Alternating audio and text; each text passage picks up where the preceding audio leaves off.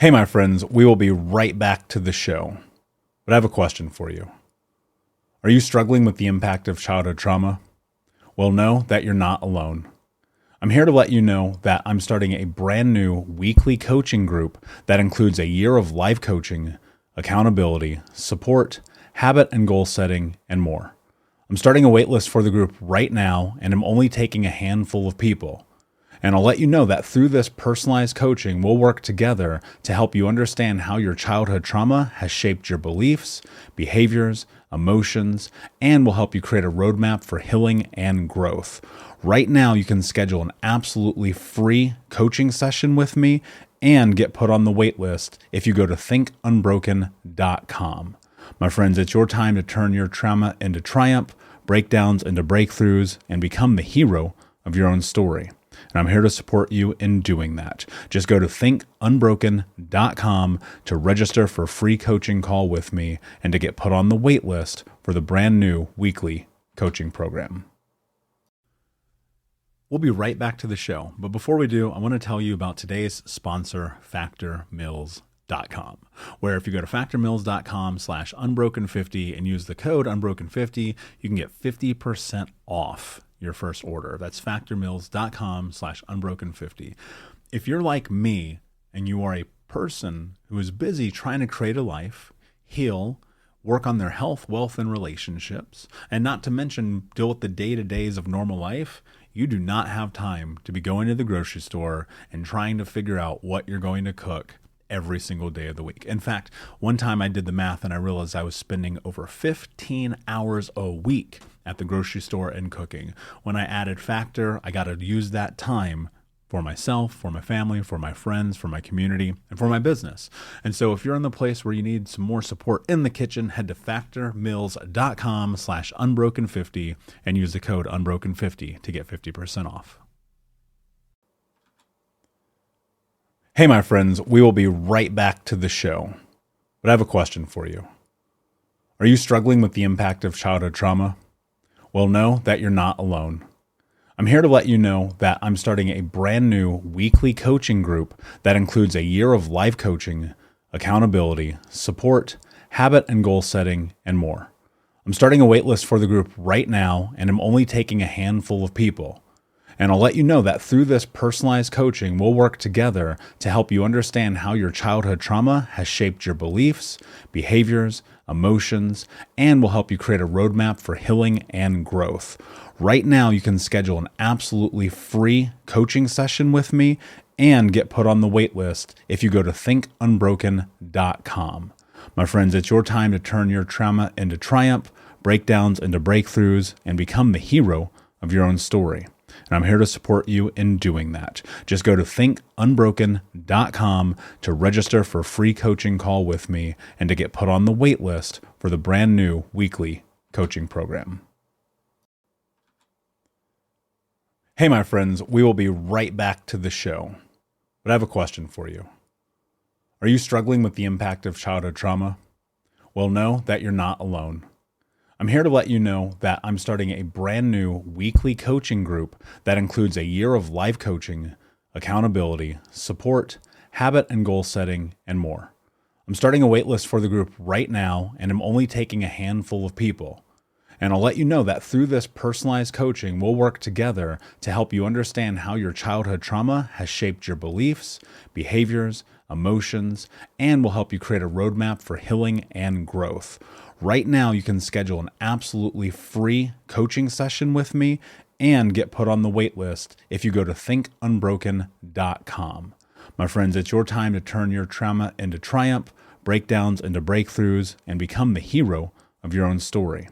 And I'm here to support you in doing that. Just go to thinkunbroken.com to register for a free coaching call with me and to get put on the wait list for the brand new weekly coaching program. I have found over the course of my life that there is a truth to the reality that it takes as much effort and energy to destroy your life as it does to build your life. Hi, Michael. Welcome to the show. Eric, it is my pleasure, my friend. I'm very excited to be here with you, man. Yeah, I'm excited to talk with you. We're going to talk about your book, Think Unbroken, Understanding and Overcoming Childhood Trauma. But before we get to that, we'll start like we always do with the parable.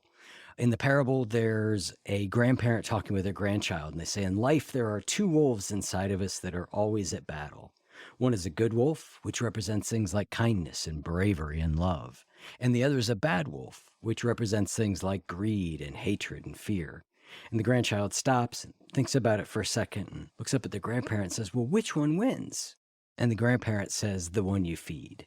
So I'd like to start off by asking you, what does that parable mean to you in your life and in the work that you do? Yeah, I mean, it's so spot on. I believe that inherently we all have the ability to create the life that we want to have. And I have found over the course of my life that there is a truth to the reality that it takes as much effort and energy to destroy your life as it does to build your life. And in that, I mean, it's so much about which wolf are you feeding. And for many of us, we don't know which one to feed because we don't have clarity, or worse, like in my case, you're set up for failure. And so you find yourself in this position of just being like, is this who I am? Is this what I'm supposed to be doing? And you kind of get lost in that. I know when you can get to this place in your life where you make declarations about who you are, you'll find that you are choosing which wolf that you feed. I love that. And I want to go into some of what you just hit on there, which is the not knowing and how childhood neglect and trauma, often you say it screws up our GPS. So I definitely want to hit that. But before we do, let's give listeners a little background. The book starts, I don't know if this is the first line or if it's in the early part, but it says, it was November of 2013 that I decided to change everything that was happening in my life. I was 150 pounds overweight, cheating on my girlfriend, sick with a bacterial infection from drinking too much, smoking almost 2 packs of cigarettes a day, and getting high from the moment I woke up to the moment I went to sleep. So what was it about that day that caused you to decide to make a change? Well, I was just tired of my own shit, man. You know, I think that the truth about this experience is at some point you have to recognize that your life is bad because of your choices. And that's where I was. I had been set up for failure. I mean, I come from an incredibly traumatic background, and I'd let everyone else always dictate who I am. You know, you're not good enough. You're not strong enough. You're not capable enough. And I started to believe it. And then I started to act like it. And then that became my reality. And, you know, to be sitting 350 pounds, smoking 2 packs a day, my life is a disaster, but I'm doing really well in business. Like, that's stupid. Like, what is that? That makes no sense to me. There was so many just last straws. So many. Dude, I quit smoking 5,000 times. You know what I mean? Yeah. I quit being a monster 5,000 times, but it was like I just kept going back to it, because I realized like I was just still that hurt, lost little boy from all the experiences of my past.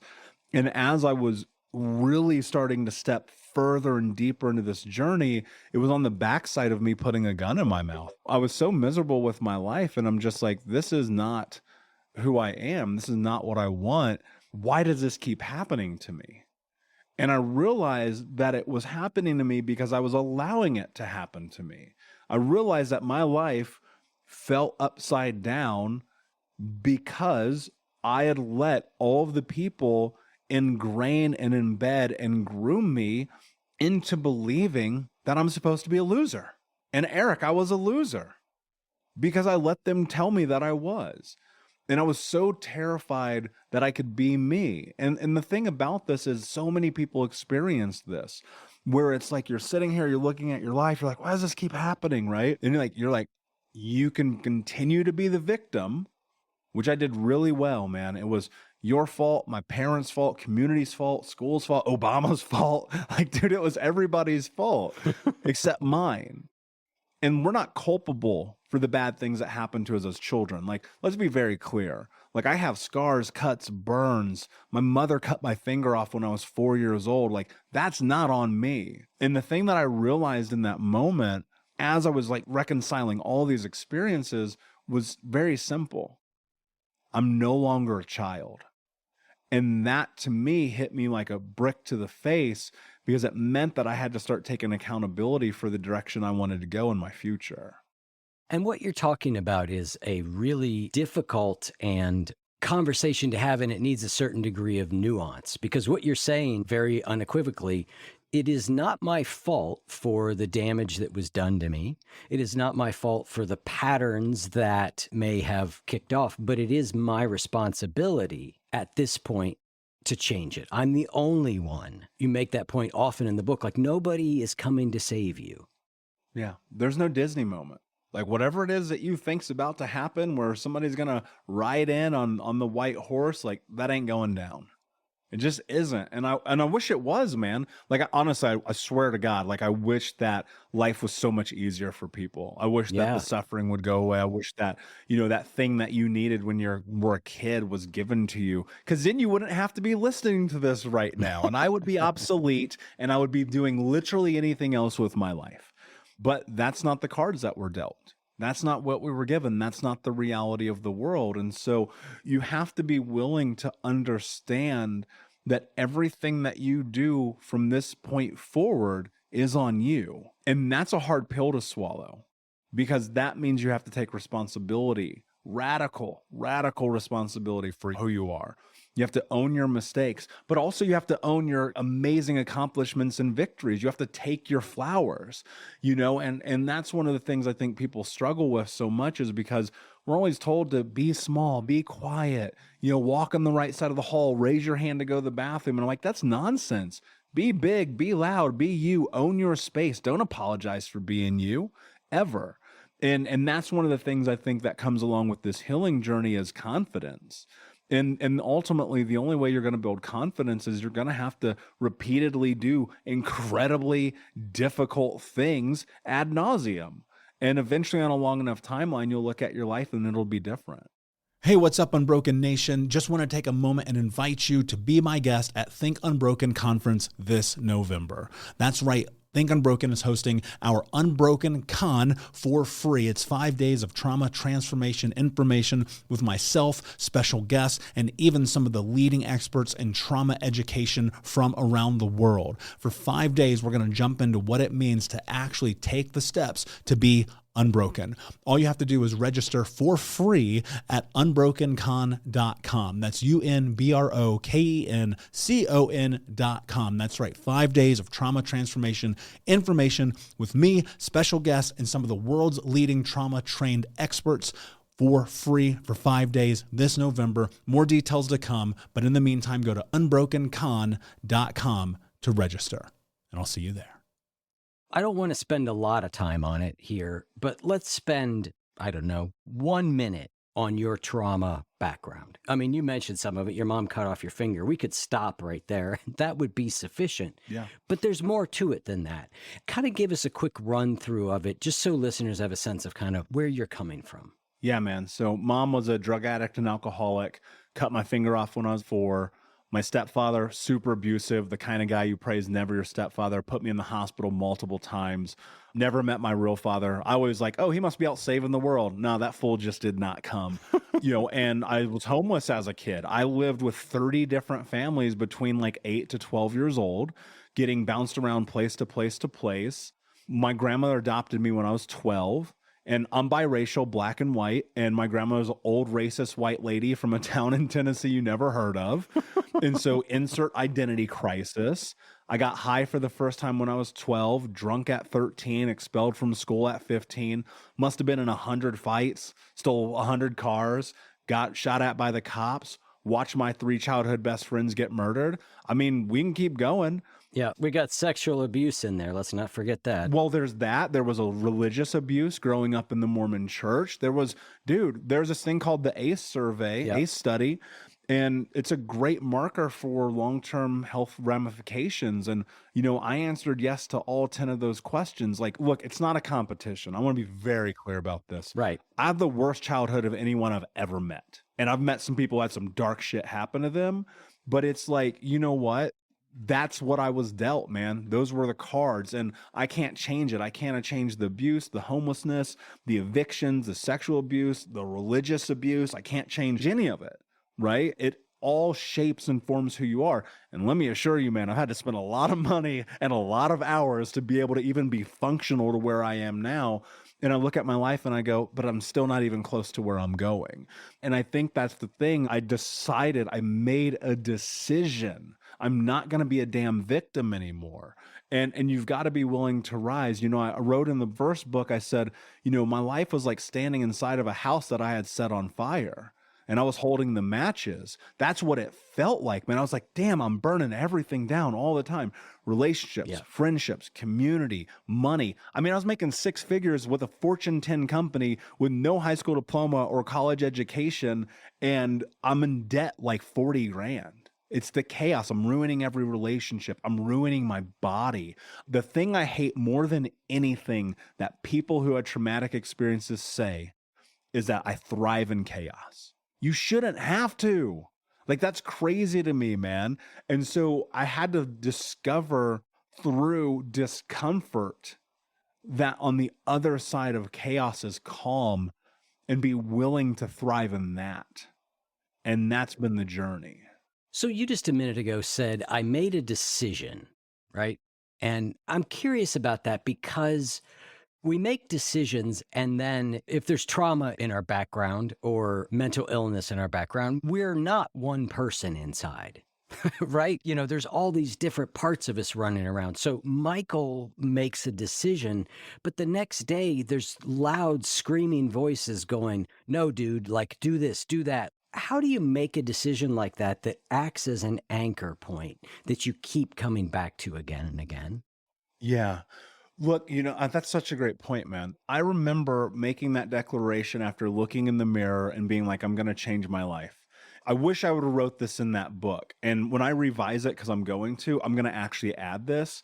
The next 3 years were so incredibly difficult. Yeah. Dude, it was like 1 step forward, 8 million steps back. I would be like, oh man, I finally did something right today. And then I'd go burn it down. I finally went to the gym today, and then I smoked a cigarette. Like, it was just 3 years of constant and like pushing, like crawling. Like I think about being in a pit and like you're crawling up this wall and you make it to the top. You put your hand on there and then you fall back down. You got to do it over and over again.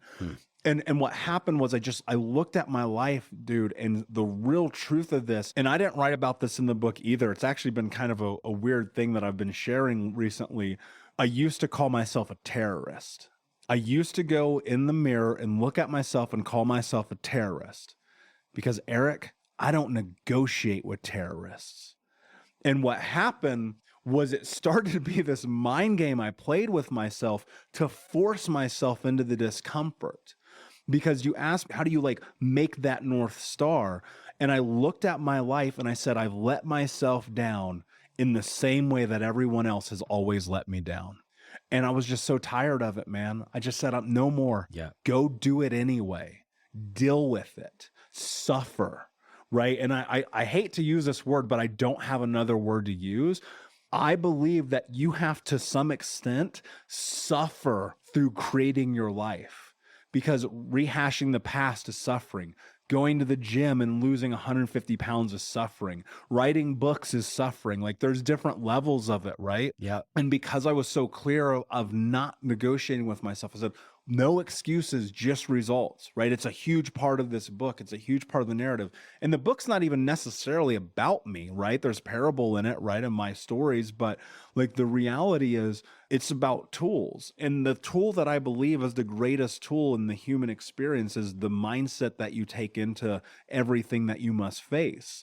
And when I adapted this truth, no excuses, just results, like, man, I meant it.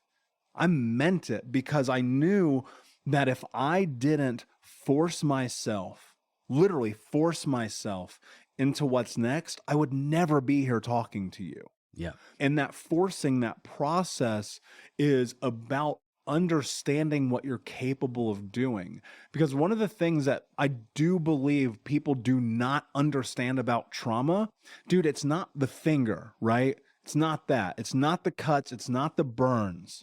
It's not even the sexual abuse. It's none of that stuff that I carried that I had to fight through. It was the theft of my identity, right? Because think about this. What is the service of the brain? Survival. That's it. It does not care about anything else. It does not care about your goals, doesn't care about your dreams, doesn't care about the color of your shirt. It cares about you surviving. And so we understand that the brain is so adaptable and malleable. that when you're in these traumatic experiences, when you're going through this, your brain goes, wait a second, hold on. If I'm me, that means I suffer, I get hurt, I get beat, I get locked in a closet, I get my head slammed into a wall. Well, I don't want to be me anymore. Right. And so you learn how to turn off. It's an adaptability. It's a survival skill. It's an autonomic response to the stimulus of the environment. And so the worst part about this is it serves you for a period. So when you're 8, 12, 17, it keeps you safe. That's right. Like, that's what's so crazy about it. Yep. And then you're 25, 37, 52 years old. You don't know how to say yes. You don't know how to say no. You've never been yourself before. And so now you're in this crazy juxtaposition of trying to reconcile the past and look at the impact of the truth that we are the sum total of all of our experiences leading to this moment, while simultaneously balancing this nuanced idea and understanding that maybe you can be you, but you've never been you before. Right. You've never been allowed to be you before. And the only way that you're going to discover how to be you is by choosing that North Star, doing incredibly difficult things, and just trying to figure out if it's true that your hypothesis that this idea about what I think it is that I want is actually correct. Yeah. There's about 50 different ways we could go. I'm going to back up a little bit, though, to you're talking about those 3 years and how it was like 1 step forward, 8 steps back. Because I think this is a really important point. People will often ask me when I'm being interviewed, tell me about how you got sober, right? And I'll pick up the story of when I got sober that time. Like, well, I went into this treatment center. But what it's missing is everything that happened before that, all the half starts that I tried. It would be a long ass story, right? We don't have enough time on the podcast for me to talk about all the different ways that I tried to get sober before it actually worked, right? And so many of these stories of quote unquote redemption that people hear, yours or mine or anybody, right? Lots of people have them. They're not that special, but they're these tidy little narratives that miss just how brutally difficult this process can be. And I think it's critical to talk about because people who are in the middle of them, who are in the middle of their story right now are going, this is brutally awful.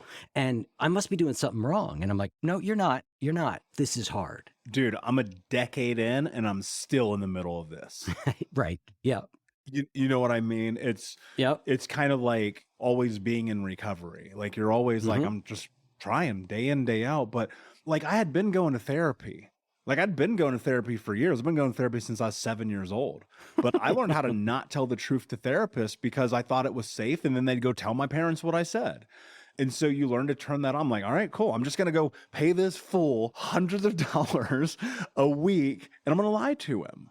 For what? It's so funny. It reminds me of, I was always stealing from the time I was, I was just a kleptomaniac from early on. I remember getting arrested one time and being sent to therapy. And I remember the therapist coming out and telling my parents, like, he seems like a really well-adjusted young man. I can only imagine the snow job I gave that woman. I can't fully remember, but I surely didn't open the doors to my inner chaos. Yeah. I became a masterful liar, man. I will argue today. This is why, like, I think values are so important. My number one value is honesty. Because I became a masterful liar. I watched my mother and my stepfather manipulate everything and everyone. Anyway, that's another tangent. Because I want to answer your question because I know how important it is. I would be in these situations that I said I'd never put myself in again. The random hookups on the internet, drunk in the bar at 11 o'clock at night on a Tuesday. There I am again at the damn gas station buying a pack of cigarettes. Yeah. Man, I said I wasn't going to do this anymore. This is the thing that I think is so important that I hope people will take away, is that I noticed that the more work I did, the more effort I put in, the more therapy, the more personal development, the more, they weren't really called podcasts then, but the more of those I would consume, the further distance in time between those actions. And that's the thing that I think people need to hold on to if you're in the middle of this. Because if you haven't stepped into that vice in 6 weeks, that's fucking awesome. Yeah. I'll give you context. I'd get off of work and I'd drive to the gym every day for a year. I did this literally for years. You talk about like chaos. And in the gym parking lot was a bar and a McDonald's. Like, talk about perfect place to put a freaking McDonald's right next to the gym. and they're going to sue me. It's like the good wolf, bad wolf in a parking lot, right? Like it's 100%. Here's what I would do every day for years, Eric. Bags packed. It's in the passenger seat. I'd get in the parking lot. I'd look at that gym. I'd smoke a cigarette. I'd go to McDonald's, go to the bar, get in my car. Tomorrow. I'll do it tomorrow. And that was years of that, man. Just suffering through the inability of being aware enough to understand that the choice that I make was killing me. And as I started the journey into healing and I got deeper into this, it started being like, okay, cool. What if I just don't do the McDonald's today? I'll go to the gym and then I'll get a drink, right? And then what if it was, I won't go to the bar, but instead I'll go to the gym, I'll get McDonald's, I'll do the salad, right, this time on my way home.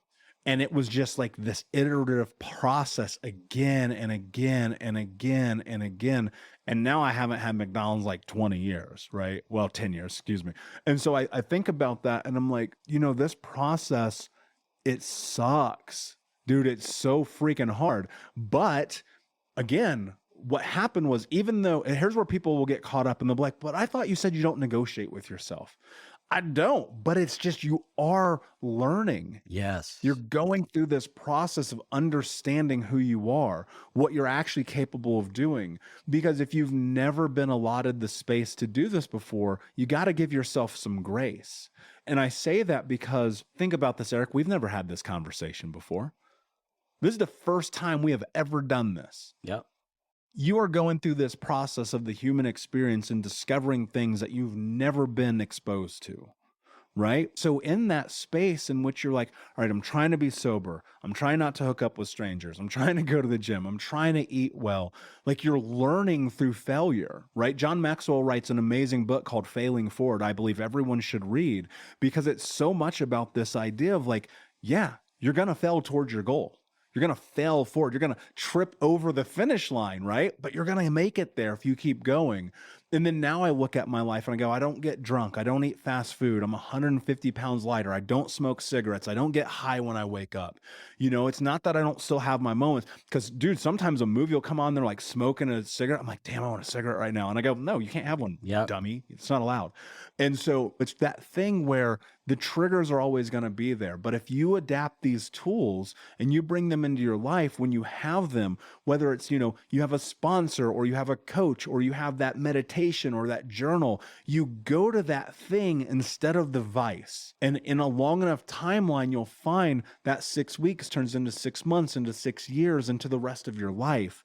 And it's just simply this process of just keep going forward. Don't stop. Because you screwed up does not mean you erased all of the effort.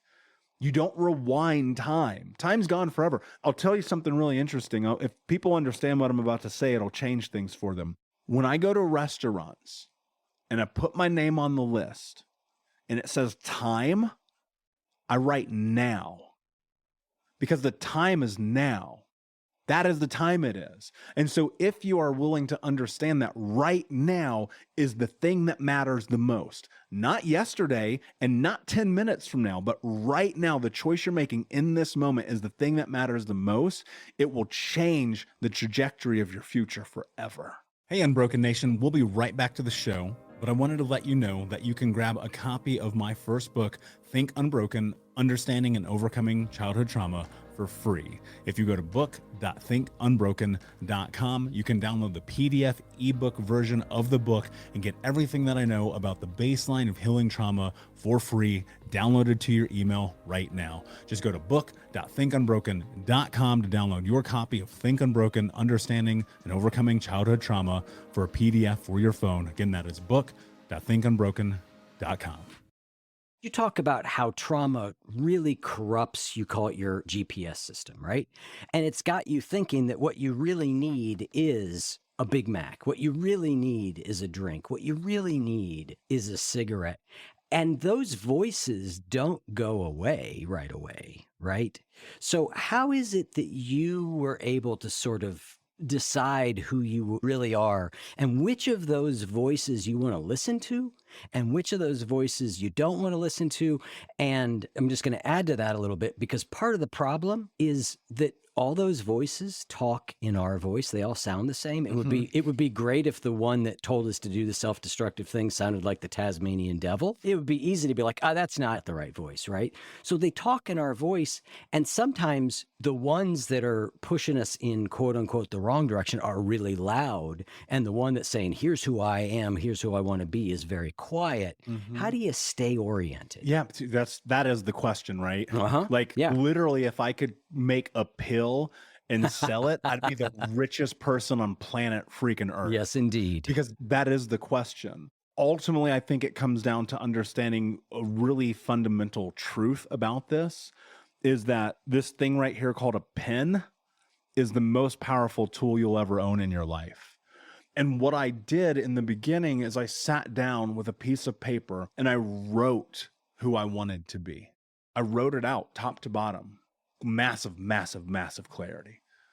I said, this is the person I want to be. This is the impact I want to make in the world. This is how I want to show up in my relationships, my friendships, my career, my business, my personal life, all of it, right? And I just started moving towards it a little bit every single day. Because without the clarity, it's like being in a rudderless boat. You're just going to end up wherever the breeze takes you. And then you're going to be like, oh, my life sucks. Well, yeah, because you weren't clear about where you wanted to go. If you're on a desert island, it's because you let yourself get there, because you weren't super clear about where you wanted to be. And so in the beginning, it's so difficult because people don't understand the power of the mind.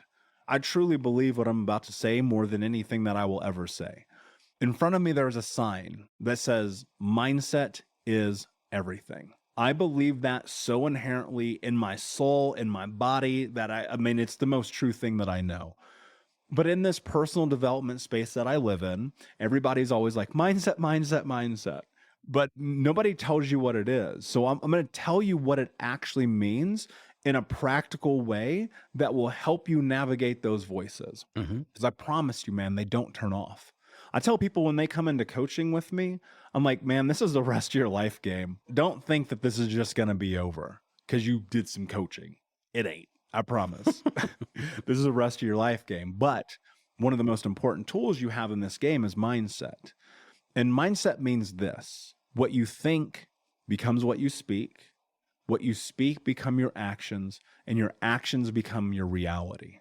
And some of you listening to this right now are being so mean to yourself that if you said it to me, I would punch you in the face. And you're expecting yourself to be successful. There's something wrong with that picture. What I want you to do is I want you to take this pen. I promise you it will change your life. This is the most important dollar you'll ever spend in your life. And you're going to write down what I'm about to tell you.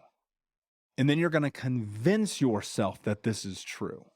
I am the kind of person who is kind to myself. I am the kind of person who is kind to myself.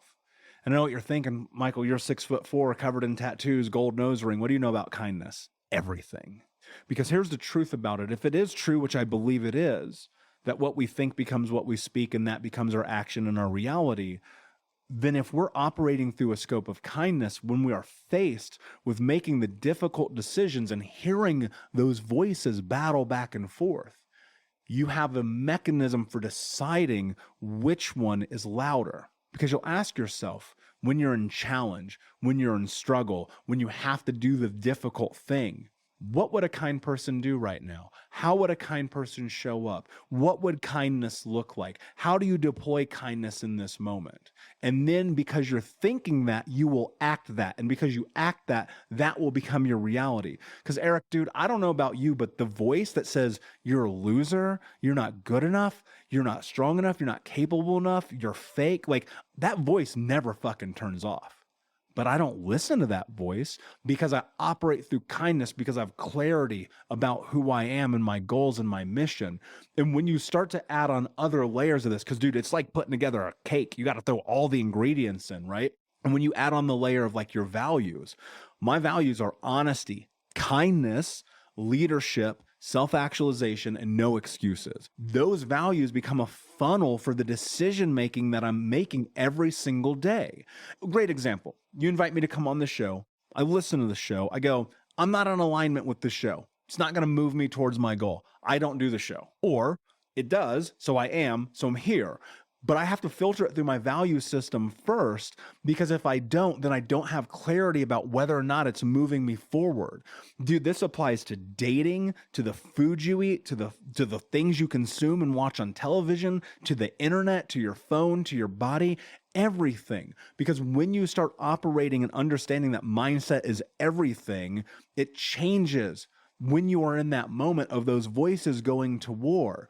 Because I don't know that I've ever had a moment where they haven't been there. And it's just like, one's going to be louder because I'm choosing to make it louder by executing against the tools that I have that I know work in this process. Yep.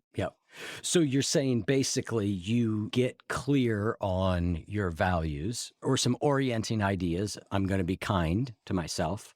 And then any voice that isn't saying that isn't reflecting that, you go, that's not the voice that I listen to. Like, I've decided which messages I'm going to give credence to. And anything that's not that, even if it's yelling in my head, I go, nope, that's not me. That's not who I want to be. That's not the direction I'm going. That's not the thing I'm following.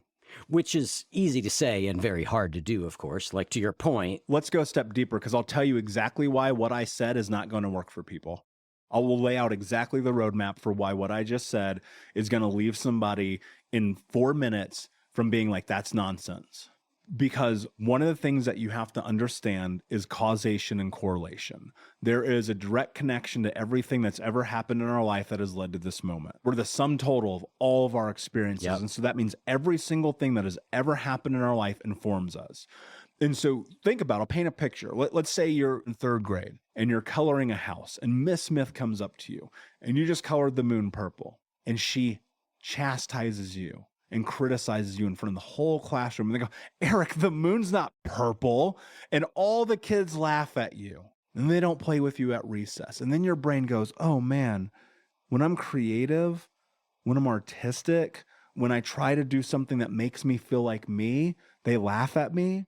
They take me out of the playtime. The teacher embarrasses me. I'm not going to be me anymore. I'm not going to be me because it's too painful. And so now you're in this place where, like, you're hearing this idea about, wait a second, but I can create myself. The thing about this journey is, like, when you get to this moment and you're hearing what we're saying and you're like, I want to have the good voice be louder. Yep. You want that so desperately. You have to understand that the loud voice that has controlled you for so long has been enmeshed in you, ingrained in you, groomed into you. It is not you. It's not you. It has never been you. But because of the brain's autonomic response for survival, it becomes this thing that keeps you safe. And you really have to understand the truth. The only way you squelch that voice, you make it quieter, is you have to challenge the narrative of who you believe you are. You have to be willing to do things you've never done. You have to be willing to fail. You have to be willing to step onto the edge of the diving board and jump. People will get 70% into this. They'll get 84% into this, and they won't take the final step. And this means, really innately, is when you have these moments and these thoughts in the silence, right? Especially at bedtime, getting ready to go to bed, it's silent. Your brain won't turn off. It's like, do that thing. You just keep hearing it. Do that thing. Do that thing. And you're like, no, I'm scared. Yes, of course you are. You've been told to be scared of being you. You've been told to be scared of quitting the job, leaving the unfulfilling relationship, starting the business, doing the pot. You've been told to be terrified of it. But the only way you make the voice about who you are bigger is by feeding the wolf. Right? Going back to where we started this, feed it, be willing to step into the unknown because you choose to. I think one of the greatest aspects of healing, and I think if people really understand what I'm about to say, it will be impactful. I only do what I want to do, and I never do what I don't want to do. Like, if you called me and you're like, hey, Michael, do you want to go to this country concert? I'd be like, no, absolutely not. I hate country music. No way, dude. 15 years ago, I'd have been the first one to say yes because I wanted to feel like you made me feel good about myself. I needed that from other people. I needed other people. I needed to bend who I am to have community, to have brotherhood, to have companionship. And you know what I got out of that? A lot of drunken nights, a lot of hookups, a lot of bragging to my bros, a lot of bullshit. And as I changed, Jay-Z has my favorite quote of all time. He goes, people around you saying that you changed. Well, I didn't do all this work to stay the same. Who do you want to be? Who do you want to be? Because without putting in massive action, that voice that you want so desperately to be the voice that is predominant will never be heard. I want to go back to what you said a minute ago about I never do anything that I don't want to do. I assume you mean that you might very well know that going to a recovery meeting or your therapist is the right thing to do, but you don't quote unquote want to do it in that moment. Reconcile that with what you just said. Yeah, look, it's really simply about this. Let me actually preface this. You have to do things you don't want to do. Yeah. That's just the nature of the world. Yeah. There's monotony. Like you're going to have to do the same thing 8,000 times, right? Yeah. That's how this works. What I mean at a deeper level is the things that bend your identity are the things that you are not in alignment with, are the things that are against your values, your wants, your needs, your interests, your moral compass, right? It's going to the strip club or the bar when you're like, that's not who I am anymore. It's the smoking the joint in the morning when you're like, that's not who I am anymore. It's like those things. I don't do the things that I don't want to do because you peer pressure me, because I feel connection. One of the most interesting things that has happened over the course of the last decade is watching the people move away from me who have been in my life as I've changed, as I've grown, as I've said, I'm not going to go to the bar with you tonight. As I've said, I'm not going to go, do that thing that we used to do. And then, it's really funny because I'll pop on social on the occasion and they'll show up in a feed and they're doing the same thing we did 15 years ago. It ain't different. I'm like, I'm changing because I don't want to do that stuff anymore.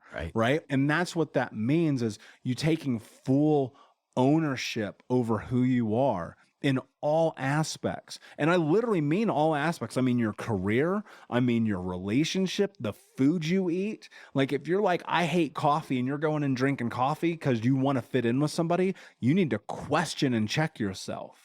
Right. And the things that I want to do, I want to be healthy. I want to eat well. I want to go to therapy. I want to have a coach. I want to invest in personal development. I want to have a business that changed the world. I want all these things. So I only do things that move me towards those goals. Anything else does not bring value to my life. I will say this, Eric, because I understand why you asked the question. You cannot do this without the massive clarity that we've been laying the track work for trying to figure out. You've got to be able to step into that, because if not, again, you're just going to be on this rudderless boat, not going anywhere. Yeah. I love that. I don't do things that bend my identity. I think that's a great way of saying it because, you've got your own business. I've got my own business. There are lots of tasks within that there are times I'm like, I do not want to do this, right? But I know that it aligns with the direction I want to go, with the person I want to be. You, in the book, talk pretty eloquently about the fact that there was no sort of single modality that led you to change, right? You have done a lot of things, right? Run us through a list of some of the ways you've worked on healing. How much time do you have, man? Shit. Well, look, I'll go back to what are you willing to do to have the life that you want to have? No excuses, just results. Dude, that literally meant I'm going to do everything. Everything. I'm going to try it all because I don't know what works and I don't know what doesn't work because I haven't done it yet. And so it was therapy, group therapy, men's group trauma therapy, Gestalt therapy, CBT, EMDR, NLP, ABC, all the acronyms, dude. It was literally all those things. I went to all the support groups, AA, NA, SA, just trying, feeling, seeing, is this right? Is this wrong? Do I belong here? Do I not? It was getting a coach, going to personal development, investing in seminars, reading the books. Dude, I've read over 700 books in the last decade, right? It was going and listening to podcasts, getting certifications in trauma education. It was all of the things, man. It was body work, acupuncture, Reiki, you name it. Like I did it all, man. I was like, something's going to work. Shit, I don't know what, but we're going to find out. And it was the willingness to dedicate myself to it. And it cost every penny I had. And it cost every second of time I had. And even at one point early on, I had to borrow money. I was like, dude, I need this therapy. I don't have any money. I reached out, I asked for help. because I was like, I got to do something here, man. I'm going to therapy 4 times a week. I'm going to groups on Wednesdays and Saturdays. I'm, spending time on body work. I'm healing my body because I got so sick from all the drinking. Dude, I mean, I literally spent probably $250,000 and 100,000 hours on this, because I looked at it, I go, what price are you willing to pay for your health? I don't care how much it costs. Sign me up. And I found in that process, like, some things worked really well and some things I did not connect with remotely. Yeah. And I will never do again. Right. But I wouldn't have known that had I not ventured into it. But I will say this, like, honestly, and I mean this, I've thought about this a lot over the years. If I could go back in time, the first thing I would have done is I'd have hired a coach. Because the therapy, while is very, very important and should be a part of your journey, it wasn't getting me out of the habits. There was still no accountability. There still was no roadmap or game plan. And that's the thing that it would take me a few more years to discover. And that's ultimately what changed my life more than anything. There's a symbiosis in it. Like, let's be clear about that. But where I believe that I really, like, leaps and bounds, like, started really laddering in this, was when I hired a coach and I got deep into personal development, because I realized there's this interesting distinction. Therapy to me felt like making meaning of past experiences, of being able to understand, again, causation and correlation, to be able to have rhyme and reason, like, oh, I act like this because of that, and then putting it on a shelf. And then I realized, like, oh, wait, therapy is not actually propelling me forward. It's really, really beneficial for this stuff over here, but it's not giving me what I need to go to over here. Yeah. And so that was a really, really powerful decision in my life when I got into coaching and deeply, deeply ingrained into personal development. And look, I'm the guy who used to be like, Tony Robbins is full of shit, right? All these personal development guys, they're morons. They don't know anything about life. And then you get in and you're like, wait a second, maybe they do. And that became really interesting when I switched to that type of investment. And it became super powerful for me. Like, there's no question, like, all of the modalities help. There's always a benefit to everything that you're willing to try. If for no other reason, then you'll learn something. But ultimately, I don't think there is no one single right thing. Yeah. And even I have my own qualms with therapy at times, because I'm like, you've been here for 7 years. Is it really working? Right? Like, I had those moments with myself. I'd sit in my therapist's office, same Wednesday, 5 o'clock, same part of town, same chair, same tea. And I'm like, why am I here, man? Like, what are we doing? Yep. This is nonsense, right? And it just took so much effort and energy to realize, like, man, you got to clear the slate. You got to wipe this thing clean so you can bring in all the new stuff. And so, I always tell people, try it all. Yeah. I know it's not cheap. Borrow money. I don't care. People will take out debt for shoes, but not for therapy or a coach. I literally sold everything I owned. Like, how committed are you to having your life? And, you got $3,000 in your basement right now of bullcrap you don't need. Sell it. Go make your life better. Read a book. You got to want this. Nobody's going to give it to you. And I think that that's part of the journey, is just the willingness to bet on yourself first. Yeah. I think it's interesting. People often ask me, like you, I've done a lot of different things over the years. I've been in therapy on and off. I don't know how old you are, but I've got a good number of years on you. So I've got X number of years to do this stuff. And, people would be like, well, did that thing work? And I'm like, at this point, I can't even tweeze apart what worked and what didn't. And would this have worked if I hadn't done that thing first? It's like, you got to try for yourself and see what's helpful. I coach people as well. And one of the distinctions I often make about a therapy and a coaching thing is I say, oftentimes, like, therapy is really valuable. Like, therapy could get me really clear on why, when there's an adult male in my life who's older than me, who seems like they're in a bad mood, I want to go crawl in the closet. Like, okay, it's pretty clear. I know why that is. The reality is, though, it still happens. Knowing doesn't make me not want to hide. So what I need help in is, what do I do right in this moment when that fear is coming up?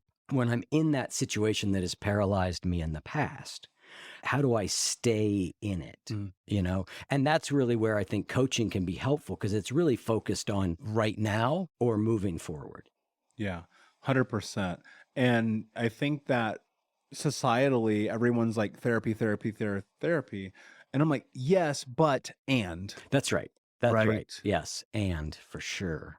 We've talked a little bit about this, but I'd like to hit it again in more detail, which is talk about the power of community and other people. Well, I mean, name somebody who's done something great on their own. Yeah. Name them. I got all day, man. You know, you can't. Like, I'll speak to this from the perspective of you and I sitting here as men, right? We grow up in this society that says, figure it out, put some dirt on it, don't be a pussy, you know, all this toxic shit around what it means to be a man. That's actually why I wrote my third book. It's called Unbroken Man, is because, like, we're lied to. I'm going to tell you right now, the greatest thing that has, like, really changed my life is the willingness to ask for help. I need help. Somebody, please, you got the answer. Give it to me, please. For the love of God, help me. And this idea that you can do this by yourself is a lie that comes from shame and guilt. And it's not even just about men. It's about the society. Women go through, however you identify, doesn't matter. We all go through that, especially if you grow up in the United States. Name your neighbors. What are your neighbors' names? You don't know because you are not willing to go over and talk to them. You know, I was in the gym the other day. I'm new in this gym. I've never been there. I'm trying to, like, figure my way around some things. I got this big facility. I walk up to this woman and I introduce myself. 5 minutes in the conversation, she goes, I am so scared to talk to people. Thank you for saying hello to me. Yeah. And I thought to myself, that's the society we live in. Go be ostracized, go watch TV, go be in your cell phone, don't be in person. Like, you have to understand that that is not working for you. And so if you're in this place, like, especially at the beginning of this, again, this thing about that suffering, you have to suffer through the discomfort of asking for help, of putting yourself out there. And I don't mean crying on Instagram. Let's be very clear about that. That's nonsensical. What I'm talking about is going to the meeting, going to the group, signing up for the program, doing the thing. That's with other people, because you'll be amazed at what you take away from that. Not only because of what you bring in, but even what you give and offer and deliver to other people. You know, there's so many people that'll reach out to me and they're like, I'm so low, I'm so depressed. I'm like, what are you doing? What are you doing with your time? One of my mentors taught me something that changed my life, which I really believe is actually probably the catalyst how Think Unbroken started. They go, when you're at your lowest, you need to go serve. Go be of value to other people, because you're being selfish, because you're only thinking about you and your problems. And that felt so true to me, because if you think about it, we are a communal species. Everything about our experiences, really until the last 15 years, has been about community, has been about going and being a part of something. And I think one of the most dangerous things that you can do is think that you're alone, because you're not. Yo, there's 8 billion people on planet Earth. I promise you are not the only one with that problem. It's called Google. Use that shit, right? Go and find it. Go cultivate it. It's not going to fall in your lap, right? People are so fast. They're like, oh, I'm going to hop on Amazon. I'm going to order this thing I don't need. Well, why don't you hop on the internet and find a group you can go be a part of? Find a coach that can help you. Find a mentor that can support you. Find the community that you can go and foster and build into. Give your time, give your effort, give your energy. It'll be reciprocated to you. But I want to say this, Eric, too, because I think this is really important. I think as a coach, you'll appreciate this. You got to invest into this shit. You got to put some skin in the game. I came up with this acronym a couple years ago, TEAM. Time, effort, energy, money. Team. You're going to have to invest one, but you're probably going to have to invest all 4. And if you want your life to be different, you've got to be willing to make sacrifices. You've got to be willing to put yourself in that room, in that community, in that group, show up for it, make effort, put energy into it. Because again, it takes as much energy to destroy your life as it does to build your life. So what are you building? What do you want? What are you willing to do to have it? And if you think that you're going to do this on your own, let me break it to you. You're not, because I promise you, the more I tried to do this by myself, the worse my life got. And so be willing to step into the discomfort of saying, you know what, I can't do this alone. Because if you are willing to do that, watch how the universe starts to bend itself to what you need. It's incredible. You are very clearly sort of a, like you said, no excuses kind of guy. You know, no excuses, just do it. get to it, right? And yet you also, I know, talk a lot about being really kind to ourselves. And so I want to talk about, what do you do? How do you talk to yourself? How do you work with yourself when you don't live up to your expectations, right? When you make an excuse, or when you don't do that, because you clearly have this balance of holding yourself accountable, but also treating yourself kindly. Talk about how those come together for you. Yeah, man. Look, I'm human like everybody else. I struggle like everyone else. I'm not some superhuman. I'm not some superhero. I'm not. I promise you I'm going to fuck up. I guarantee. I will bet you everything in my life that I'm going to make a mistake. Probably by midnight. I probably already did. I've been up since 6 a.m., man. I probably already screwed up 10 times today, and it's like, fine, we're iterative. We are a processing machine. Like, you have to understand the power of the human brain, like in its service to be able to learn and to adapt. There's no other species known to man that is as powerful as we are.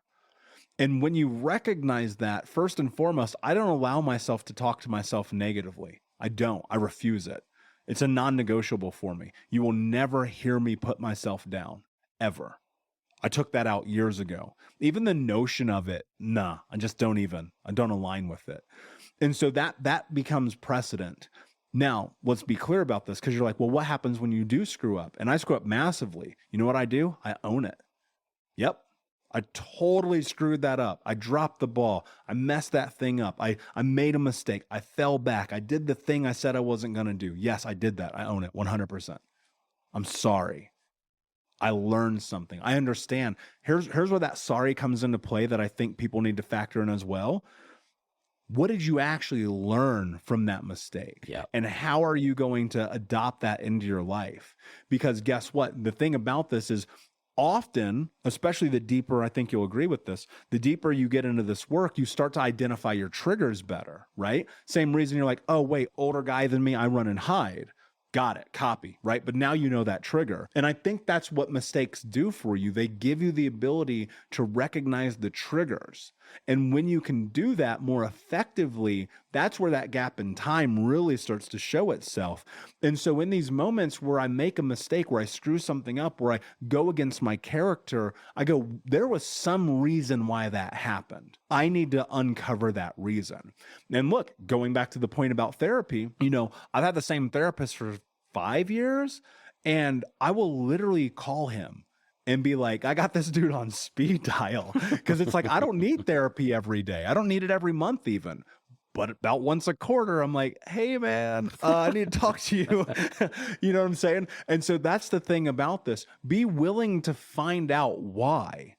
Why? Don't beat yourself up. Beating yourself up isn't going to solve anything. Yeah. You have never solved a problem once in your life by beating yourself up. But if you're willing to sit in it, make meaning of it, figure out the direct correlation between the past experience and the current moment, then now you have a framework and a roadmap for the next time that thing happens, which assuredly it will happen, to be prepared for it, because you have the tools that you can deploy against it, because now you understand it. Yeah. And it's why being kind to ourselves, I think, is so important. In addition to the fact that it just feels a whole lot better to live in a brain that's nice to itself, is that when we beat ourselves up and we go into shame and we go into being really hard on ourselves, we don't learn. We're not capable of learning. We go into that shame at precisely the moment that we most need to learn. Yes. Like you said, why did I do this? Yeah. Well, and look, I mean, where does that shame come from? Like, really, let's tie this together really strongly right now. When you were a kid and you made a mistake, you suffered through shame and guilt. So as an adult, when you make a mistake, you shame and guilt yourself because you believe that is the way that you handle those experiences. Yep. And it's not until you reframe that understanding and recognize the truth that is not shame and guilt that will take you to the promised land, but instead it's understanding, patience, grace, hope, love, and compassion that will. And that's the thing about this. And you have to adopt that. You have to bring that into your life. You've never experienced this before. So the only thing you know is I'm going to beat myself up, but I'm not. I could destroy my whole life today. I could. I'm not going to beat myself up over it. I'm like, damn, what happened? Something dark must have went down. It was that talking to Eric Zimmer, man. That really screwed things up. Really ruined my life. And so I'm like, wait a second. But now I know I'll never talk to Eric again. I can make meaning of it. Yeah. But that's the truth. We're joking and we're in jest, but like that's the truth of Yeah. it, man. Like you've got to be willing to recognize that we are habitual creatures that operate on behavioral patterns that are ingrained in us in our developmental years, whether you like it or not. Well, Michael, thank you so much. This has been a really fun conversation. Your work is really powerful. Your story is really powerful. And thank you so much for taking the time to come on and share with our listeners. Like, I think we could probably riff on this for another hour easy, but we are out of time. So thank you so much. Yeah, Eric, it's my pleasure, man. I thank you so much for the opportunity. And I want to acknowledge you for researching, because I do hundreds of these a year. And, you know, the fact that you took the time out of your day to understand what this conversation would be to help your audience means the world to me. So I just want to give you some gratitude and say thank you, my friend. My pleasure. We'll be right back to the show, my friend, but I wanted to let you know about our brand new podcast community for Think Unbroken podcast. I know that for so many trauma survivors like myself, for the longest time, I felt alone, like nobody got it, nobody understood, and that I was just going to have to figure this out on my own. But that's not true. And the reason why we created our brand new Think Unbroken Academy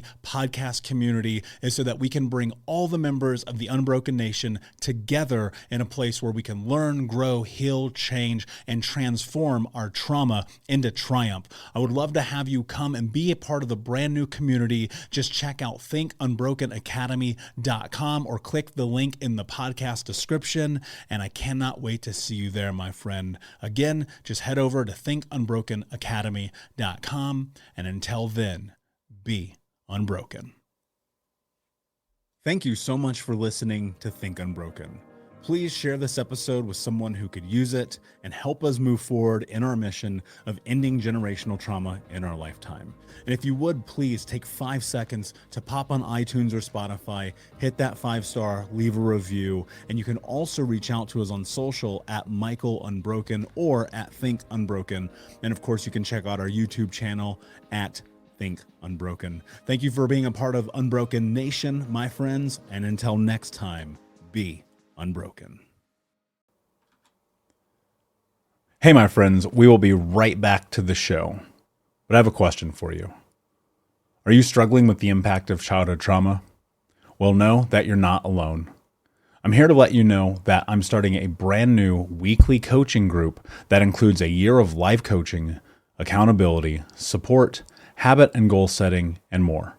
I'm starting a waitlist for the group right now, and I'm only taking a handful of people. And I'll let you know that through this personalized coaching, we'll work together to help you understand how your childhood trauma has shaped your beliefs, behaviors, emotions, and will help you create a roadmap for healing and growth.